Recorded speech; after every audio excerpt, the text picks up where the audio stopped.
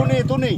Tim vaksinator dari Dinas Peternakan Oku Selatan menyasar hewan peliharaan warga di Desa Pematang Danau, Kecamatan Sindang untuk menyuntikkan vaksin anti rabies.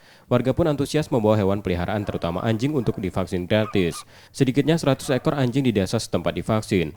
Vaksinasi anti rabies yang digelar merupakan kerjasama pemerintah dengan desa untuk mencegah penyebaran rabies. Kita ini program pemerintah karena memang Oku Selatan ini lagi digiatkan untuk pencegahan penyakit rabies Oku Selatan ini. Jadi untuk hari ini kita kurang lebih sekitar 100 ekor lah, kalau 100 sedikit nanti kita diminta oleh Bapak Kades untuk datang ke sini untuk meriksa, untuk vaksin. Demikian.